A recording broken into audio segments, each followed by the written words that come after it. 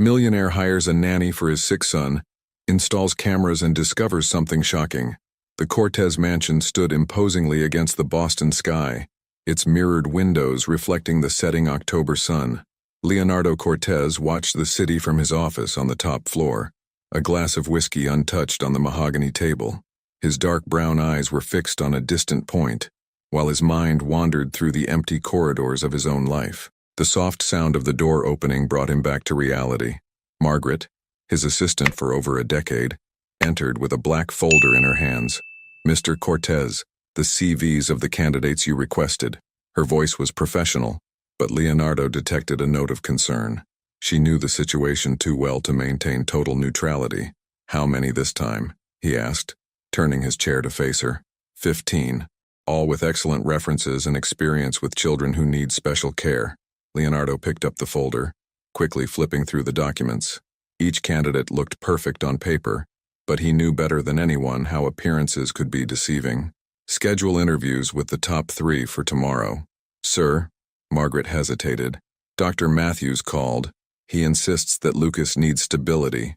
Changing babysitters every 2 months isn't—" "I pay Dr. Matthews to look after my son's health, not to give me advice on how to run my household."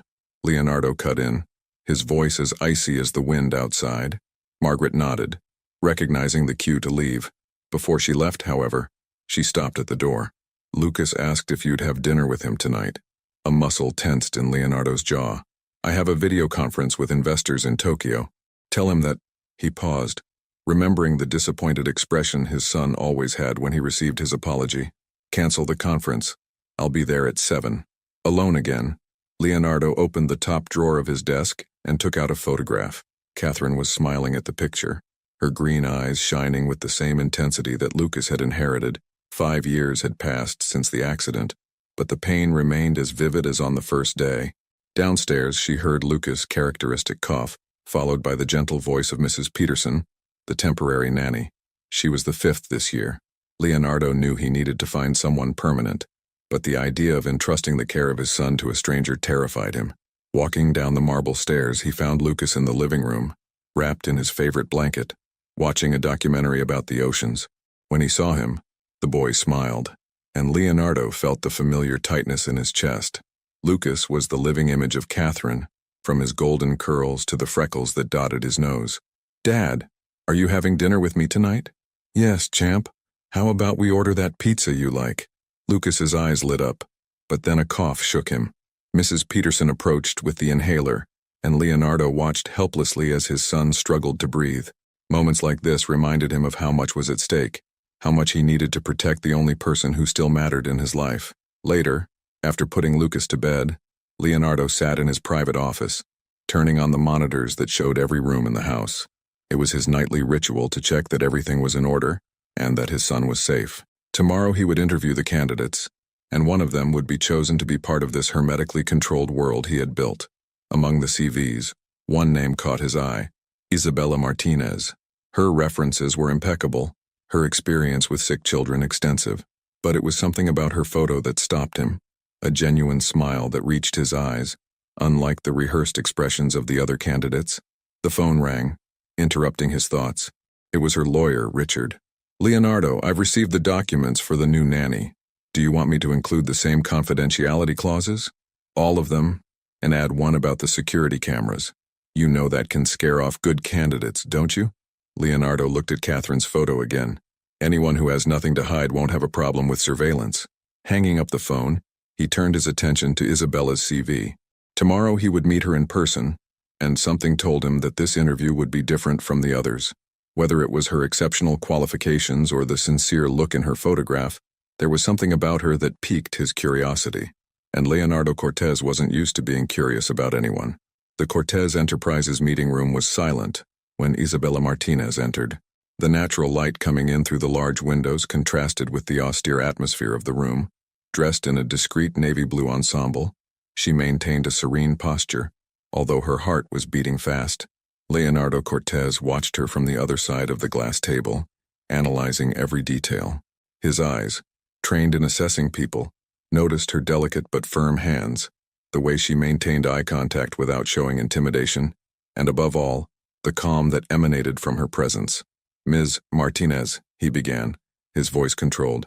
"Your resume is impressive. 6 years caring for children with special needs, specialization in pediatric nursing, exemplary letters of recommendation, almost too perfect."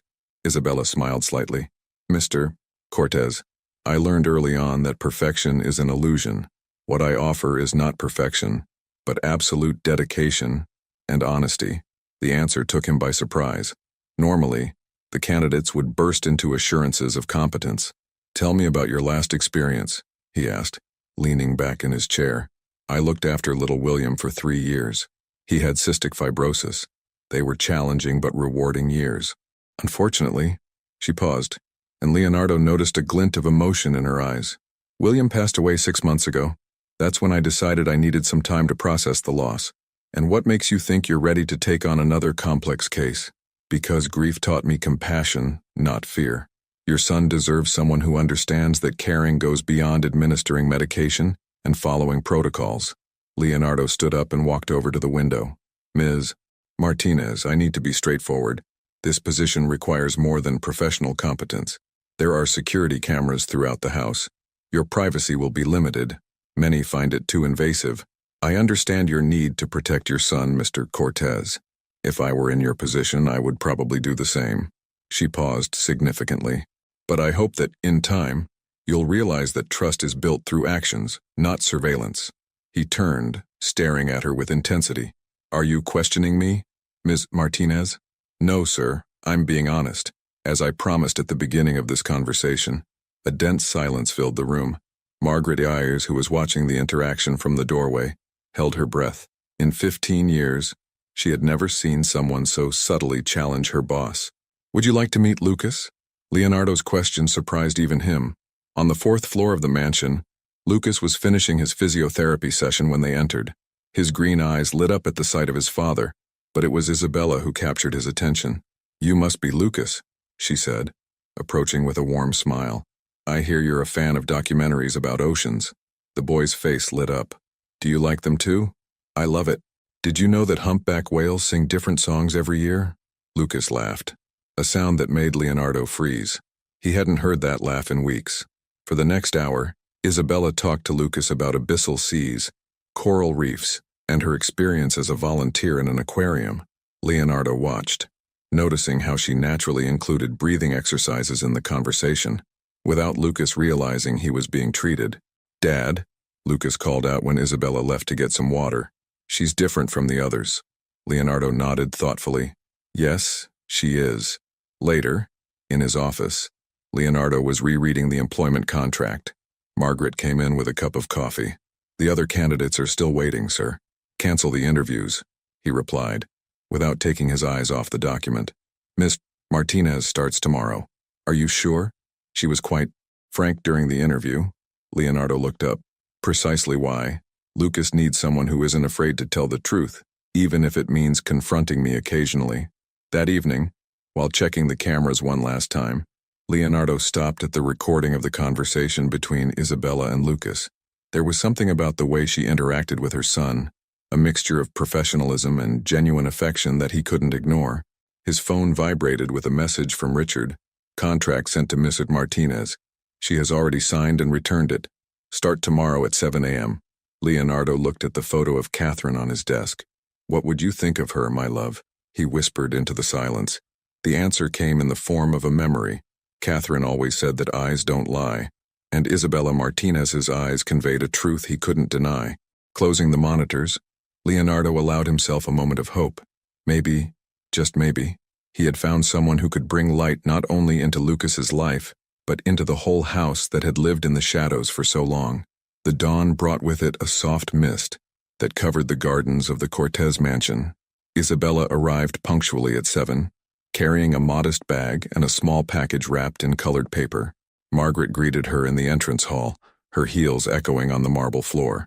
"Mr. Cortez is video conferencing, but he left detailed instructions about Lucas's routine," Margaret explained, guiding her up the stairs. "The list of medications, schedules, and emergency contacts is in his room." In the hallway on the 2nd floor, they stopped in front of a door decorated with phosphorescent stars. Margaret hesitated before opening it. Ms. Martinez. Lucas had a difficult night. The change in temperature always affects his breathing. Isabella nodded in understanding. Can I see the night's records? It would help to understand his breathing pattern. Inside the room, Lucas slept restlessly. The heart monitor next to the bed emitted a soft, steady beep. Isabella approached silently, watching the vital signs with experienced eyes. "Good morning, little navigator," she whispered as Lucas began to wake up. The boy opened his eyes slowly, a faint smile appearing on his pale face. "You really came." His voice was hoarse.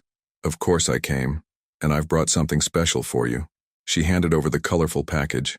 Lucas carefully unwrapped it, revealing a miniature constellation projector. "Wow, it's like having the universe in your bedroom. I thought we could create our own starry ocean here. But first, how about a nutritious breakfast to regain your energy?" On the other side of the mansion, Leonardo watched the interaction through the cameras. Something about the naturalness with which Isabella moved around the room, the way she managed to entertain Lucas while discreetly checking his vital signs, intrigued him. Throughout the morning, Isabella established a gentle routine. She turned the breathing exercises into fun games, told stories during the nebulizer, and managed to get Lucas to take all his medication without protest. During lunch, Leonardo decided to make a surprise appearance. He found Lucas sitting at the kitchen table, eating a colorful soup that wasn't part of his usual menu. "What kind of soup is that?" he asked, arching an eyebrow. "It's my special recipe," replied Isabella, undeterred. "It's rich in nutrients and low in sodium, according to medical restrictions. The secret is in the fresh herbs." Lucas raised his spoon excitedly. "Dad, try it. It's like magic. It doesn't taste like medicine." Leonardo hesitated for a moment before accepting the spoonful his son offered. The taste surprised him. It really was delicious. "Mrs. Martinez, can we talk in private?" In his office, Leonardo closed the door. "I appreciate your initiative, but any changes to Lucas's diet need to be approved first. With all due respect, Mr. Cortez, the soup follows all dietary restrictions. I have the complete composition here." She handed over a detailed sheet. "Besides, I've noticed that Lucas is resistant to eating. Turning the meal into something pleasurable could help his recovery." Leonardo studied the document, looking for flaws. He found none. "There's something else I need to discuss," she continued.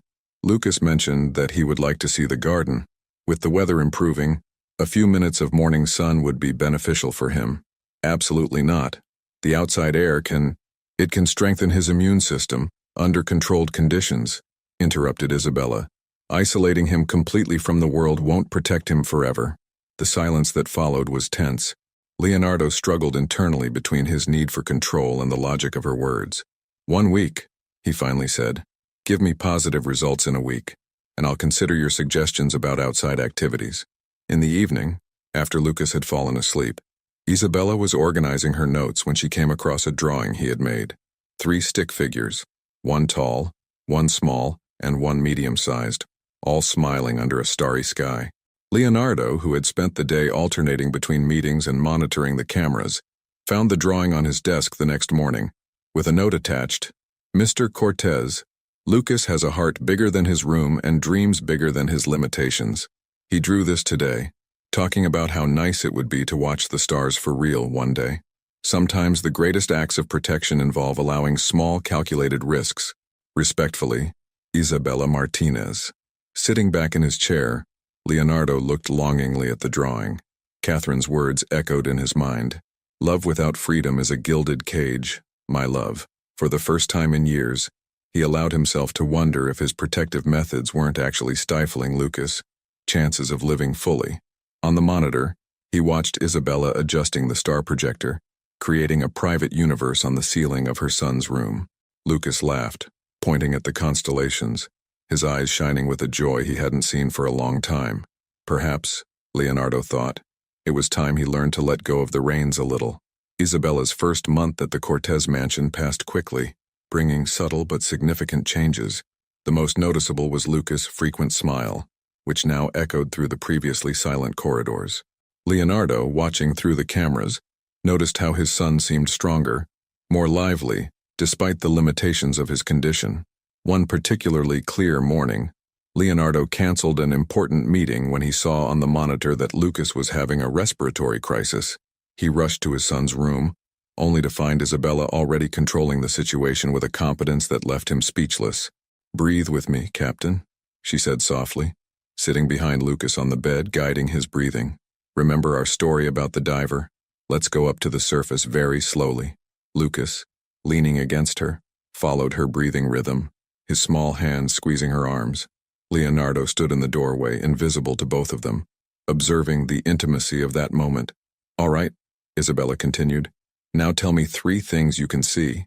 The star projector," Lucas breathed, calmer. "My ocean book. And Mom's picture." Leonardo felt his heart squeeze. Catherine's picture was on the bedside table, smiling eternally at the son who looked so much like her. "Great. 2 things you can touch. My blanket. And your necklace." Isabella smiled, letting Lucas play with the little anchor-shaped pendant he always wore. "Perfect. Something you can smell. The chamomile tea you make." The crisis passed gradually, leaving Lucas exhausted but stable. When he finally fell asleep, Isabella tucked him into bed with motherly care. When she turned around, she was startled to see Leonardo. "Mr. Cortez, I'm sorry I didn't see you. How long have you been using this technique with him?" "The anchoring technique. Since the 2nd week. It helps prevent panic during crises by focusing on the senses." Leonardo ran his hand through his hair, a rare gesture of vulnerability. "Why wasn't I informed?" "It's in the daily report I send you," she replied softly. "Page 3, paragraph 2 of last week's report." He remembered the document he had barely skimmed. Too busy with mergers and acquisitions, guilt hit him like a punch. "Mr. Cortez," Isabella hesitated before continuing. "Can I make a suggestion?" He nodded, still watching his sleeping son. "Lucas needs his father as much as he needs his medication. His presence has a therapeutic effect that no treatment can replace. I have a company to run," he defended himself, but his voice lacked conviction. "And you have a son to love," she replied firmly. "Allow me to show you something." Isabella opened a folder she kept organized in the bedroom. "These are the records of Lucas' vital signs. Notice how the numbers improve significantly when you are present. Yesterday, during the dinner you shared, his saturation remained stable for hours."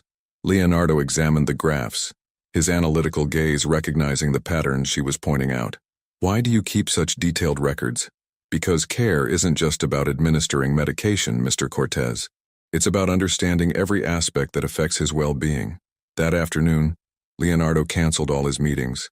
For the first time in years, he allowed himself to spend hours with Lucas, listening to him talk about his maritime discoveries, about the stories Isabella told, about his dreams of one day seeing the ocean for real. Through the security cameras, Isabella discreetly watched the interaction between father and son, a soft smile on her lips. Margaret approached her in the monitor room. "First time I've seen him like this since Catherine left," the assistant commented. "He's so afraid of losing Lucas that sometimes he forgets to live it," Isabella replied. "How did you manage to convince him?" "I didn't. I just showed him that love and protection don't have to be mutually exclusive." In the evening, after Lucas had fallen asleep, Leonardo found Isabella in the kitchen, preparing the chamomile tea that her son loved so much. "Miss Martinez." "Isabella, please." "Isabella," he corrected himself. "Thank you. For today, for everything." She smiled, that genuine smile that had intrigued him since the first interview. "Lucas is an extraordinary boy, Mr. Cortez. He doesn't just need to survive, he deserves to flourish." Leonardo picked up a cup of tea, smelling the soft aroma. Catherine used to say something like that. It was the first time he had mentioned his late wife voluntarily to anyone in years. The silence that followed was not uncomfortable, but full of mutual understanding. That night, before going to sleep, Leonardo turned off the cameras in Lucas' room for the first time. Some things, he realized, needed to be felt with the heart, not monitored by screens. Autumn was painting the mansion's gardens in golden hues when Isabella completed 2 months of work. The routine had settled comfortably, and even Leonardo was beginning to relax his strict security protocols. However, an accidental discovery was about to shake up the harmony that had been achieved. During a particularly hectic afternoon, while organizing some documents in Leonardo's office at his request, Isabella accidentally knocked over an old folder. As she picked up the scattered papers, her eyes caught something that made her freeze. A police report about the accident that had killed Catherine Cortez. Normally, she would have put it away immediately, respecting her employer's privacy, but one sentence jumped out at her. Suspicious circumstances regarding brake system failure. "What are you doing?" Leonardo's voice startled her. He was standing in the doorway, his face a mask of restrained fury. "Mr. Cortez, I'm sorry. The briefcase fell and I—" "Get out." His voice was pure ice. "Please, let me explain." "Get out." The scream reverberated through the walls, making Isabella back away. In the hallway, she found Lucas, startled by the noise. "What happened to Dad?" "Nothing, darling. Sometimes adults need a moment alone." She led him to his room, trying to remain outwardly calm while his heart was pounding. Hours later, when Lucas finally fell asleep, Isabella found an envelope in his bag. Inside was a large check and a note. "Your services are no longer required." Instead of collecting her things and leaving, she did something unexpected. She went to Leonardo's office. She found him sitting in the dark, a half-empty glass of whiskey in his hand. "You can't fire me." Leonardo looked up in disbelief. "Excuse me. Lucas has an important appointment tomorrow. Next week we start aquatic physiotherapy. In 3 days' time he has a presentation on the whale project. I'm not going to abandon him in the middle of all this. You've crossed every line." "No, Mr. Cortez. You've built so many walls that you've forgotten there are people on the other side." She took a deep breath. "Including your son. Don't you dare mention—" "Lucas asks about his mother every day. And do you know what he wants to know most? If she loved him, because his father never talks about her, never shares memories, never—" "Enough." Leonardo stood up abruptly, knocking over his glass. "You don't know anything about loss." "I know more than you think," she replied softly. "William wasn't the first patient I lost, and each loss has taught me that silence doesn't protect. It suffocates." The silence that followed was deafening. Leonardo staggered to the window, his back stiff with tension. "It was my fault," he whispered at last. "Catherine wanted to go to Lucas's recital. I was busy with an important merger. I said I'd send the driver, but she insisted on going alone. If I'd gone, the accident wouldn't have happened," added Isabella gently. "Or would I have lost them both?" Leonardo turned, his eyes shining with restrained tears. "The report. There were suspicions of sabotage. A competitor out to get me. Catherine died because of me. She died because someone committed a terrible crime. It's not your fault." "How can you be so sure?" "Because I see how you protect Lucas, how you would sacrifice everything for him. The man I love, Catherine, wouldn't be able to—" She stopped abruptly, realizing what she had said. Leonardo noticed too, his eyes meeting hers with intensity. "Miss Martinez, I'm sorry." She retreated towards the door. "That was inappropriate." "Isabella," he called, using her first name for the second time since she had arrived. "Please stay." She stopped, her hand on the doorknob. "Lucas needs you," he continued. "And maybe I do too." At that moment, a scream came from Lucas's room. They both ran, finding the boy sitting on the bed, crying after a nightmare.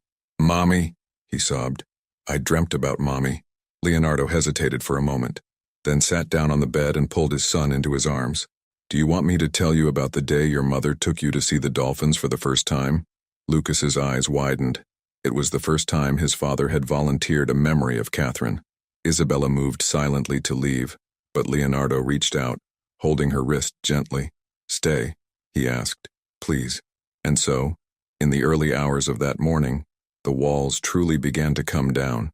Leonardo shared stories about Catherine, her laughter, her love of the sea, her passion for life. Lucas fell asleep smiling, finally getting to know a little more about the mother he had lost so early.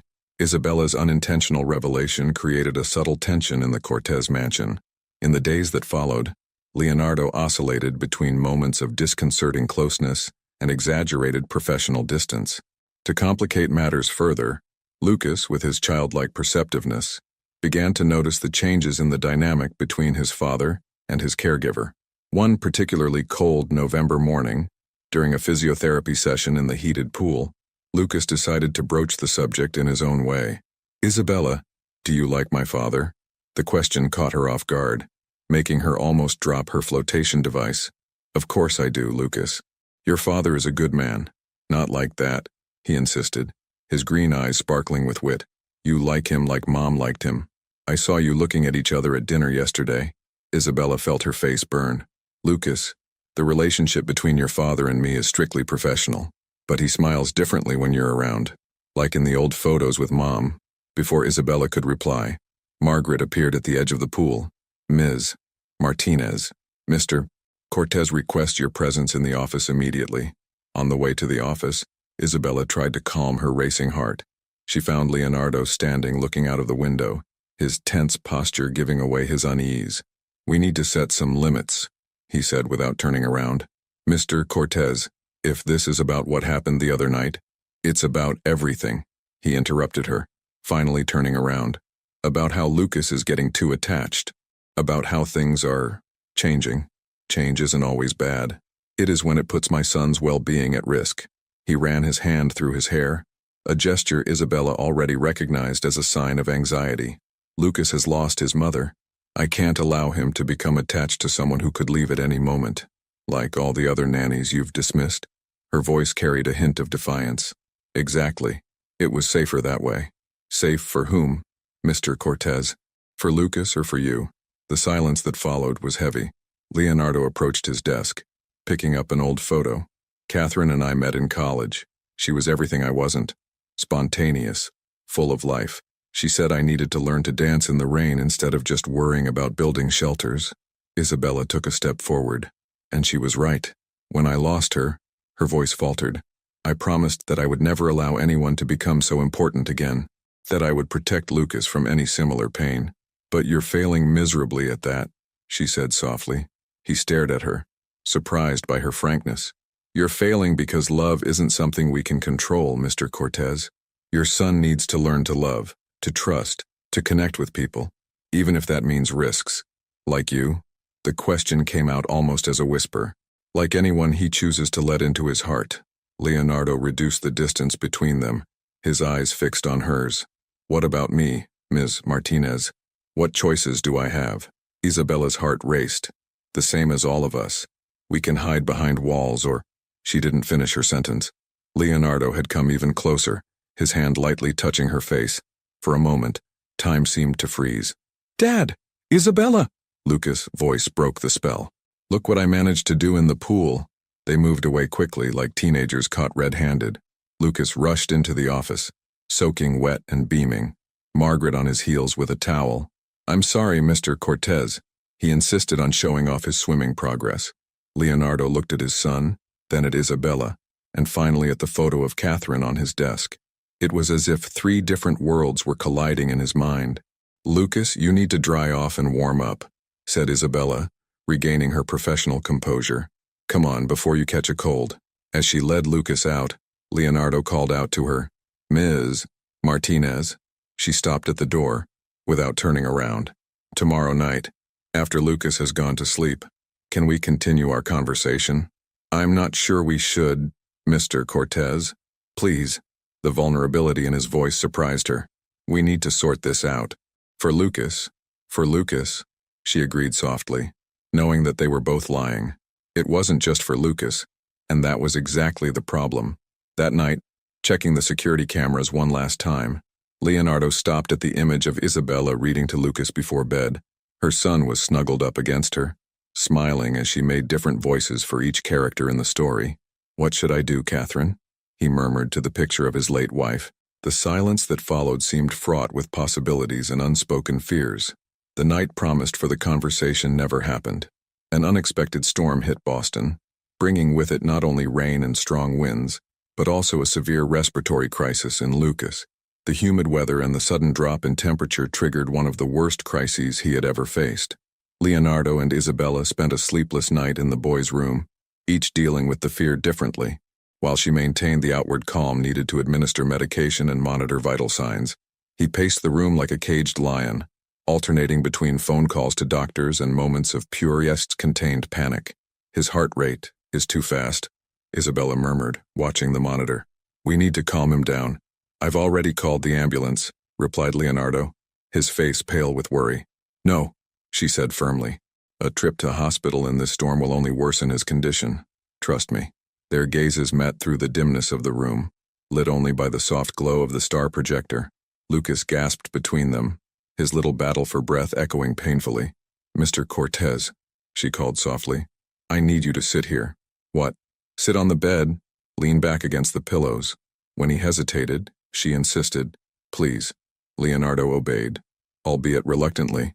Isabella then positioned Lucas between his father's arms, the boy's back against Leonardo's chest. "Now, breathe with me, slowly and deeply. Lucas will feel your rhythm and try to follow naturally." For long minutes, the three of them remained like this, breathing in sync. Gradually, Lucas' breathing stabilized, his muscles relaxing against his father. "Tell a story," he asked in a weak voice. Leonardo froze. It was Catherine who always told the stories. "It was a stormy night," began Isabella, taking a seat on the edge of the bed. "Much like this one. The sea was rough and a small boat was struggling against the waves." "No," Lucas interrupted. "I want Dad to tell you." The panic in Leonardo's eyes was palpable. Isabella gently touched his hand, a brief but comforting gesture. It was a summer night," he began hesitantly, "when your mother and I met.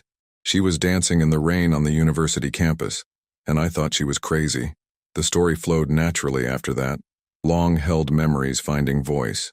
Lucas listened, fascinated, his eyes heavy with sleep, but refusing to close them so as not to miss any detail. "She said that life was too short to wait for the sun," Leonardo continued, his voice breaking, "that sometimes you have to dance in the storm." A particularly loud clap of thunder made Lucas cringe. Isabella immediately turned up the volume on the star projector, transforming the room into an ocean of soft light. "Look, Captain," she whispered. "Even storms can be beautiful when seen from the right place." Lucas finally fell asleep, his breathing now regular and peaceful. Leonardo, however, remained motionless, as if afraid that any movement might break the hard-won peace. "You can go and rest," he said softly to Isabella. "I'll stay with him." "I know you can stay with him," she replied, arranging the covers. "But you don't have to be alone."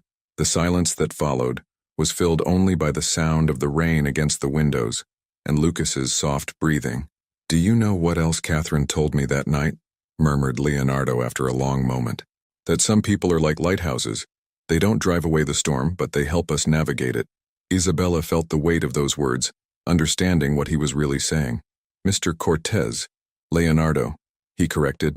"After tonight, I think we can dispense with the formalities." She nodded, a small smile on her lips. "Leonardo, sometimes lighthouses need guidance too. That's why they work in pairs," he replied, his gaze meeting hers with an intensity that made her heart leap. The storm outside began to subside, but the one raging inside them was only beginning to gain strength. Lucas stirred in his sleep, muttering something about stars and oceans, unaware of the significant moment unfolding around him. Margaret found them like this the next morning, Lucas sleeping peacefully between them, Leonardo and Isabella sitting on opposite sides of the bed, united by their shared vigil and something else that neither of them was ready to name. "Coffee's ready," she announced softly, noticing the dark circles under their eyes and the exchanged glances. "And the medical reports you requested have arrived, Mr. Cortez." "Thank you, Margaret," he replied, without taking his eyes off Isabella. "Please cancel my appointments for today. I'll stay at home." The assistant smiled discreetly as she left. Some storms, she thought, bring more than destruction. They bring renewal. The end of November brought with it not only the most intense cold, but also a noticeable change in the dynamics of the Cortez mansion. After the night of the storm, Leonardo started working more from home, his eyes often straying from the financial reports to observe Lucas's therapy sessions or the moments of study with Isabella. One particularly cold afternoon, while Lucas was taking his post-lunch siesta, Leonardo found Isabella in the library, organizing materials for the boys' school project. "We need to talk," he said, closing the door behind him. Isabella straightened up, sensing the seriousness in his voice. "About Lucas? About us?" The word hung in the air between them, loaded with unspoken meanings. "Richard found out more information about Catherine's accident," he continued, moving closer to the window. "The sabotage, it wasn't a competitor." Isabella left the papers on the table, giving her full attention to Leonardo. "It was someone inside the company, someone I trusted." Her voice trembled slightly. "We found out yesterday. The former head of security, Maxwell Bennett, confessed everything to the police. Why are you telling me this? Leonardo turned to face her.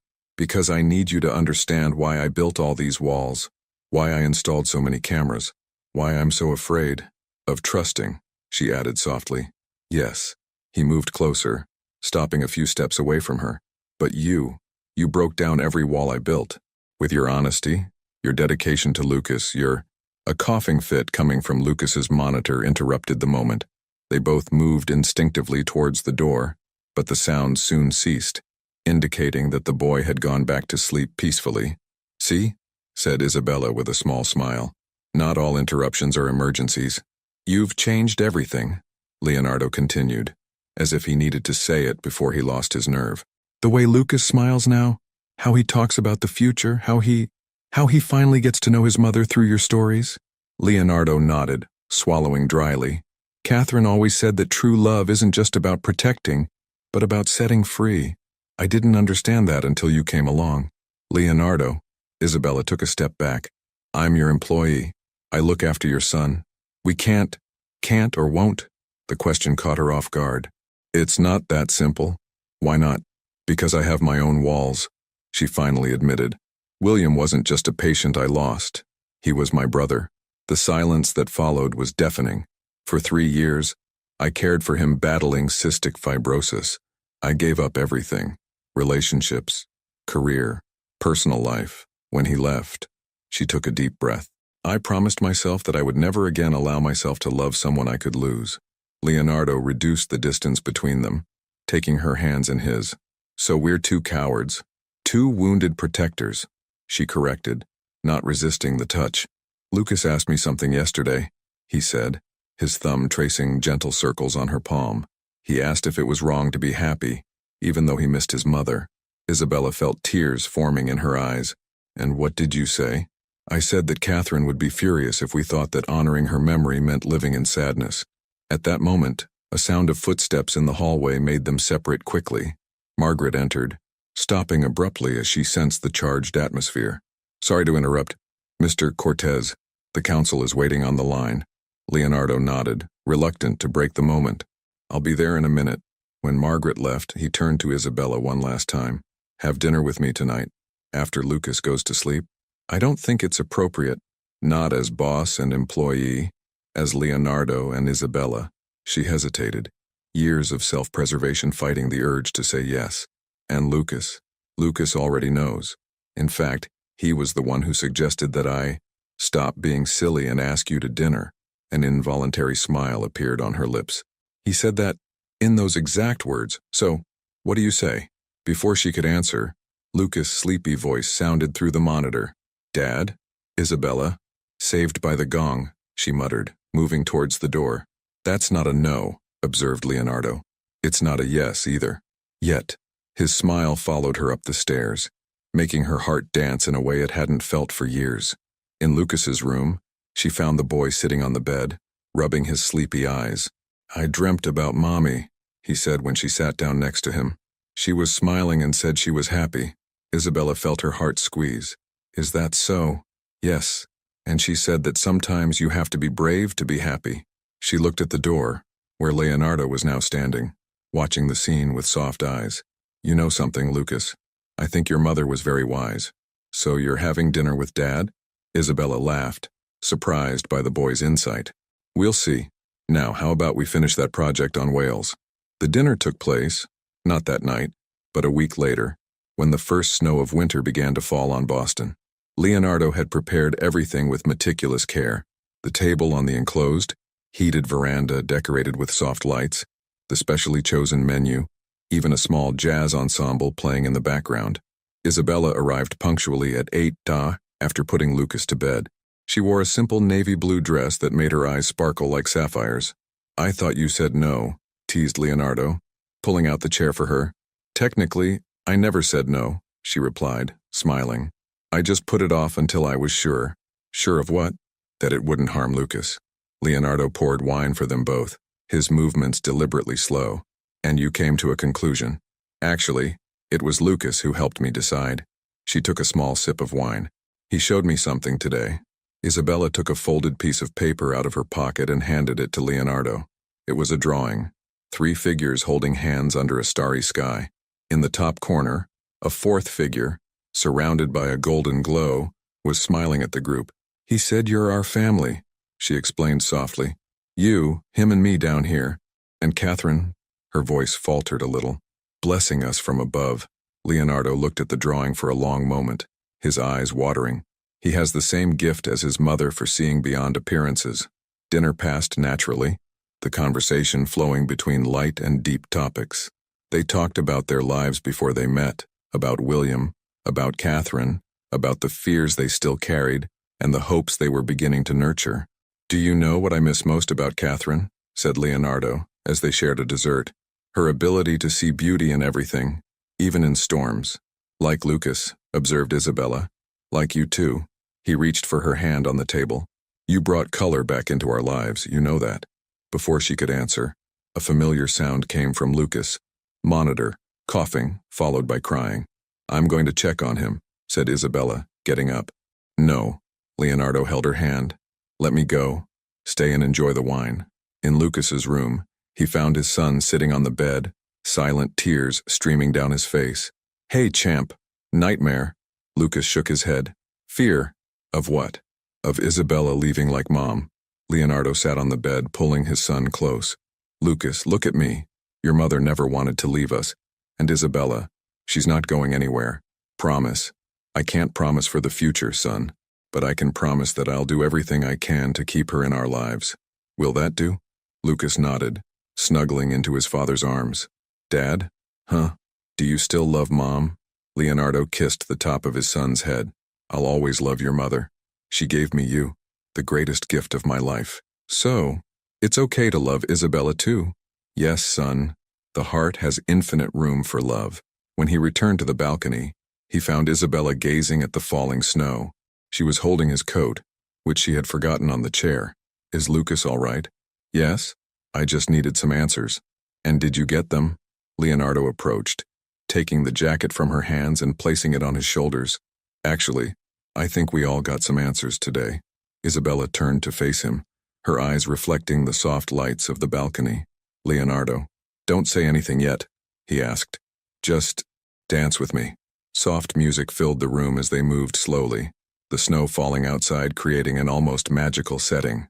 "Catherine would be proud," whispered Isabella against his shoulder. "Of what?" "Of seeing you and Lucas living, not just surviving."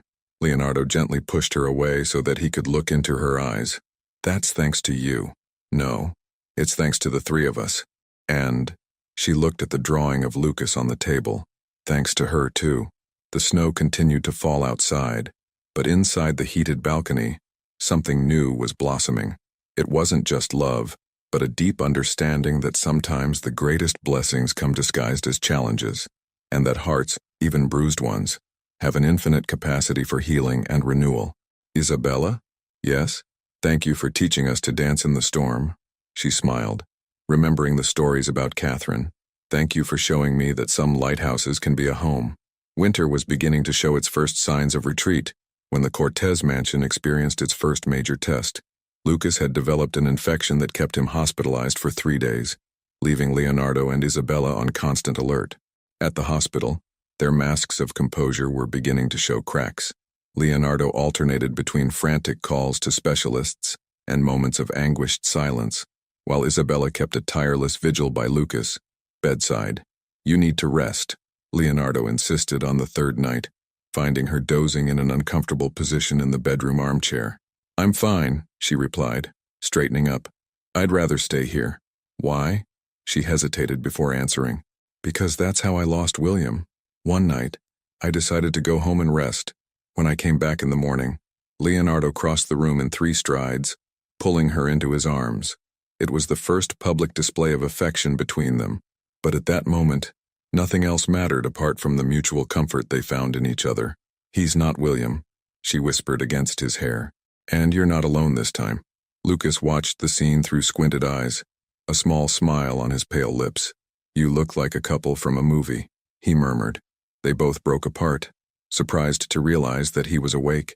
"How are you feeling, Captain?" asked Isabella, quickly regaining her professional composure. "Hungry?" he replied, Can I have something besides that transparent stuff? He pointed to the serum. Leonardo laughed, the first genuine sound of joy in days. I'll see what the doctors allow. When they were alone, Lucas looked seriously at Isabella. You love my father, don't you? The direct question caught her off guard. Lucas? It's okay, he continued. Mom appeared in my dream yesterday. She said you have a heart as big as the ocean. Isabella felt tears forming in her eyes. Your father and you are very special to me. Then why do you still pretend you're just our babysitter? The child's wisdom sometimes frightened her. It's complicated, darling. No, it's not, he insisted. It's complicated trying to understand why humpback whales sing. Love is easy. You just have to let it happen. Before he could reply, Leonardo returned with a doctor. The good news came in cascades.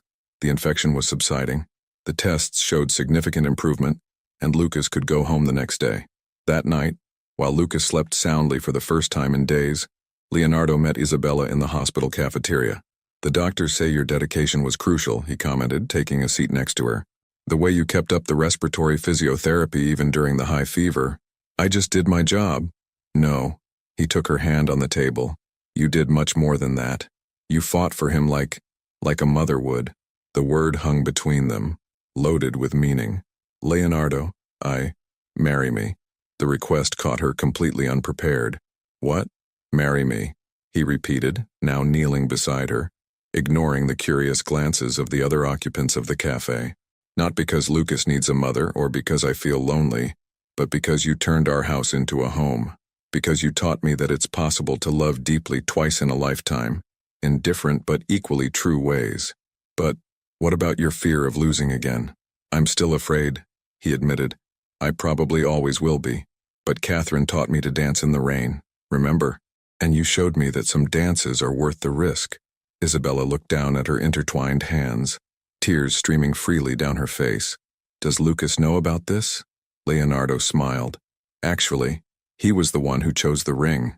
He took a small box out of his pocket, revealing a delicate sapphire ring surrounded by tiny diamond stars. He said it had to be blue like the ocean, because that's where you feel at home, Leonardo explained. And the stars are to remind us that we always have light, even on the darkest nights. How long have you been planning this? Since that night on the balcony. But I wanted to wait for the right moment. He paused. Although, after these last few days, I've realized that there is no perfect moment. There are only moments, and it's up to us to make them special. Isabella looked at the ring, at Leonardo kneeling in front of her, and thought of all the barriers she had built up after losing William. She thought of Lucas, of his innocent wisdom about love being easy. She thought of Catherine, blessing them in their dreams. Yes, she whispered. Yes, yes, I'll marry you. Leonardo's smile lit up the entire cafe. When he slid the ring onto her finger, discreet applause echoed around the room. I think we have an audience, she murmured, blushing. Let them see, he replied, pulling her into a gentle kiss. Some stories deserve witnesses. News of the engagement spread quickly. Margaret was the first to notice the ring on Isabella's finger when they returned from the hospital, and her knowing smile said that she probably already suspected it would happen. Isabella's transition from Nanny to Leonardo Cortez's official fiancé generated buzz in Boston's high society. The gossip papers tried to create sensationalist stories, but the dignity with which the couple handled the situation, always putting Lucas' well-being first, soon silenced the meanest tongues. One particularly significant morning, Leonardo found Isabella in Catherine's old bedroom, which had remained untouched for years. Are you sure you want to do this today? He asked, watching her look at the photographs on the walls. Lucas deserves to know more about his mother, she replied, gently touching a photo of Catherine smiling, pregnant, in front of the ocean. And I need to get to know her too. Leonardo hugged her from behind, both of them contemplating the memories preserved in time. She would have liked you. How can you be sure? Because you have the same sparkle in your eyes when you talk about making a difference in other people's lives. He paused, taking a deep breath. Catherine always said that our purpose in life is to leave the world a little better than we found it. Lucas appeared in the doorway, hesitant. May I come in? Of course, my love, Isabella called, holding out her hand to him. The boy approached cautiously, his green eyes, so similar to his mother's, taking in every detail of the room. She liked to collect shells, explained Leonardo, showing him a shelf full of different specimens. Each one had a story. Like this one? Lucas picked up a delicate pink shell. This one? Leonardo smiled at the memory. It was from the first time she felt you move. We were on the beach, Nars, and she swore you were dancing inside her to the sound of the waves. Isabella watched the interaction between father and son, her heart overflowing with love and respect for the woman who had been so important in their lives. Can we keep some of her things in my room? Asked Lucas shyly. Of course we can, replied Leonardo. Actually, I was thinking of turning this room into something special. Like what? Asked Lucas and Isabella simultaneously. A memorial, a place where we can come whenever we want to feel her presence, with photos, her shells, her favorite books. And we could add new things too, suggested Lucas, like photos of us, so she can see how happy we are. Leonardo felt tears well up in his eyes. That's a perfect idea, son. That afternoon, the three of them worked together, reorganizing the room, not to erase Catherine's presence, but to celebrate her in a new way. Isabella found a diary among the books and, with Leonardo's permission, began to read it. She wrote about you every day during her pregnancy, she told Lucas. Look at this. Today, my little sailor has decided that 3 a.m. is the perfect time to practice swimming. Leonardo says he'll be an Olympic athlete, but I bet he'll be an ocean explorer. Lucas laughed. She was right. I love the sea. While sorting through the photographs, they found a particularly touching one. Catherine dancing in the rain, her face lifted to the sky, radiant with happiness. This was on our wedding day, explained Leonardo. It started raining during the reception, and instead of getting upset, she pulled everyone out to dance in the garden. Isabella smiled, imagining the scene. She really knew how to turn ordinary moments into extraordinary ones. Like you, said Lucas, hugging her around the waist. At night, after Lucas had gone to sleep, Leonardo found Isabella on the balcony, gazing at the stars. What are you thinking about? About how love has many forms, she replied. About how it's possible to honor the past while building the future. He hugged her, feeling the engagement ring between their intertwined fingers. Do you know what Catherine wrote in her last diary? Isabella shook her head. True love is not possessive. It is like the ocean. It has infinite space to hold all the currents, all the tides, all the lives that pass through it. She was very wise. Yes, she was. And I'd be happy to see us find our own tide. That night, before going to bed, Lucas asked to see the photo album once more. On the last page, he put the drawing he had made, his new family, including Catherine's golden glow in the sky. Now it's complete, he said, satisfied. Isabella and Leonardo exchanged an emotional look. Yes, it was complete. Not because they had replaced what had been lost, but because they had learned that love has the power to expand, to create new spaces without diminishing the old ones. And somewhere, Catherine smiled, pleased to see that her family had found not just comfort, but a new form of happiness. The wedding day dawned with a special clarity. The Cortez mansion had been transformed into a setting that blended elegance and intimacy. The ceremony would take place in the winter garden, where white and blue flowers created an atmosphere reminiscent of an illuminated seabed. Isabella was getting ready in her old bedroom, now converted into a temporary bridal suite. Margaret was helping with the last details of the dress, a simple ivory model with details that resembled soft waves. Something's missing, said Margaret, adjusting the veil. Lucas entered the room at that moment, impeccable in his little tuxedo, carrying an old box. Dad asked me to give you this, he said, holding out the package to Isabella. Inside was a pearl necklace and a handwritten note. Dear Isabella, Catherine wore these pearls at our wedding. She said they were special because, like true love, they were formed through time, patience, and adversity. Today, they belong to you, not to replace memories, but to create new ones. With love, Leonardo. The tears threatened to ruin the carefully done makeup. Margaret quickly intervened with a handkerchief. Let me help you with the necklace, she offered, her voice breaking. Lucas watched intently. You look beautiful. You look like a mermaid. Isabella knelt down to meet him, taking care with her dress. And you look like a real prince, my love. Can I tell you a secret? He whispered. I dreamt about Mom yesterday. Really? And what did she say? That she's happy because now she's sure we'll never be alone. He paused. And she asked me to say thank you for looking after Dad's heart. In the winter garden, Leonardo waited anxiously. The judge was already in place, and the few selected guests took their seats. Soft music began to play, not the traditional wedding march, but an oceanic melody reminiscent of whale songs. Lucas entered first, carrying the wedding rings. Then all breaths were taken away when Isabella appeared. Leonardo felt his heart stop for a moment when he saw the pearl necklace around her neck. It was as if Catherine was there, blessing this union. "We are gathered today," the judge began, "not only to celebrate a union, but to honor the journey that has brought these souls to this moment." During the vows, there wasn't a dry eye in the garden. "Leonardo," began Isabella, her voice trembling slightly, "I promise not only to love you, but to honor the story that brought you to me. I promise to be a safe haven for you and Lucas.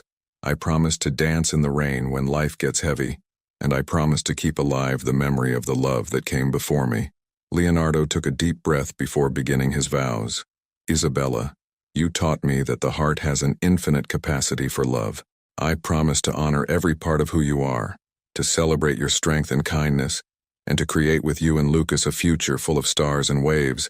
I promise to always remember that some storms bring blessings in disguise, and that true love knows no limits of time or space." Lucas, in his moment to hand over the rings, surprised everyone with his own words.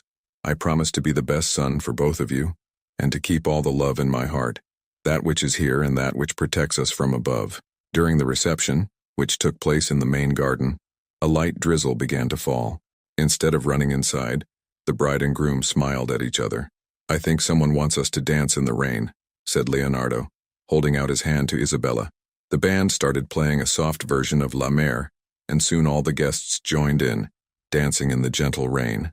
Lucas twirled among the adults, his crystal-clear laughter mixing with the music. Later, as the party began to wind down, the three of them met on the balcony, watching the rainbow that had formed. "Look," exclaimed Lucas, pointing to the sky.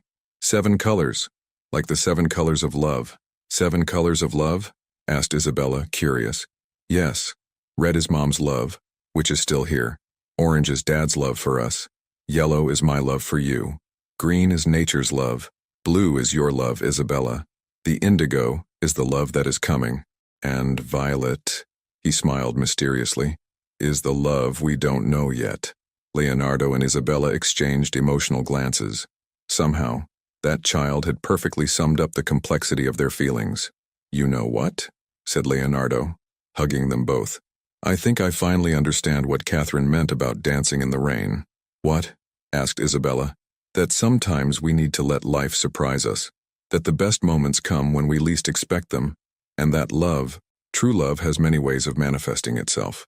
Night fell softly over the Cortez mansion, now no longer a place of shadows and fears, but a home where different kinds of love coexisted harmoniously.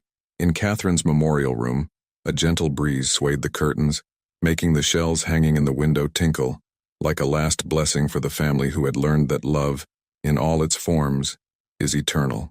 The end. If you could write a letter to keep in the memorial room, as the Cortez family did for Catherine, what memories or unspoken feelings would you want to preserve for someone special? Leave your opinion in the comments. Thank you so much for watching until the end. If you enjoyed this story, don't forget to subscribe to the channel, leave a like, and comment your thoughts. Your participation is very important to us. See you next time.